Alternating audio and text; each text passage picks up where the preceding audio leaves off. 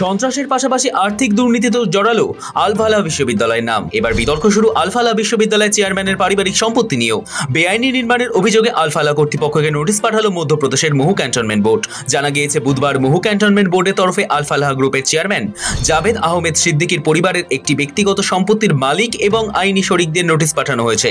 এবারের বিতর্ক মহুর মুকেরি মহল্লা এলাকায় অবস্থিত একটি বাড়িকে ঘিরে। অভিযোগ, বেআইনিভাবে ওই ভবনটি গড়া হয়েছে। শুধু তাই নয়, ক্যান্টনমেন্ট বোর্ডের এক কর্তা জানিয়েছে আগামী 3 দিনের মধ্যে ওই ভবনটি ভেঙে ফেলার নির্দেশ দেওয়া হয়েছে। এক সর্বভারতীয় সংবাদ সংস্থা সূত্রে জানা গিয়েছে মহু ক্যান্টনমেন্ট বোর্ড এর আগেও 1924 সালের ক্যান্টনমেন্ট আইনের প্রাসঙ্গিক ধারার অধীনে 1996 এবং 1997 সালে ওই সম্পত্তির মালিককে বোর্ডের তরফে একাধিকবার চিঠি পাঠানো হয়েছিল। ওই অবৈধ নির্মাণটি অবিলম্বে ভেঙে ফেলতে বলা হয়েছিল, কিন্তু বারবার নোটিশ পাঠানো সত্ত্বেও তাদের সম্পত্তির মালিকেরা বিশেষ আমল দেননি বলেই অভিযোগ। তাই এবার 3 দিনের সময়সীমা বেঁধে দেওয়া হয়েছে।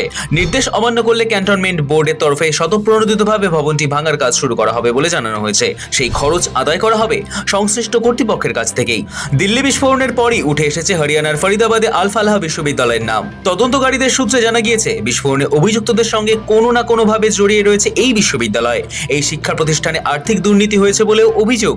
সেই নিয়ে তদন্তে নেমেছে ইডিও।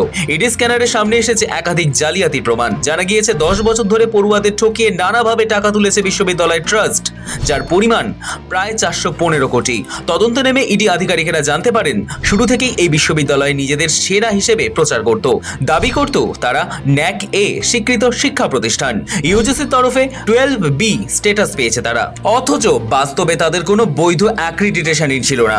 দীর্ঘ 10 বছর ধরে এইসব ভুয়ো দাবির ভিত্তিতে পড়ুয়াদের থেকে মোটা টাকা আদায় করেছে আল-ফালাহ। কোন বছরে কত টাকা আর্থিক অনিয়ম হয়েছে সেসব তথ্য ইডির হাতে এসেছে ইতিমধ্যে। আর এসব কিছুর নেপথ্যে রয়েছে বিশ্ববিদ্যালয়ের চেয়ারম্যান জাভেদ আহমেদ সিদ্দিকী।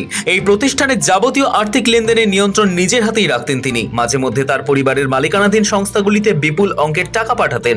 আয়কর বিভাগে নজর এড়াতেই এমনটা করা হতো। মঙ্গলবারই আল-ফালাহর চেয়ারম্যান তথা প্রতিষ্ঠাতা সিদ্দিককে গ্রেফতার করা হয়। বুধবার তাকে 13 দিনের ইডি হেফাজতে পাঠানোর নির্দেশ দেয় দিল্লি আদালত। এসবের মাঝেই এবার নজরে আল-ফালাহ বিশ্ববিদ্যালয়ের প্রতিষ্ঠাতার পারিবারিক সম্পত্তি। ব্যুরো রিপোর্ট, সময়, কলকাতা।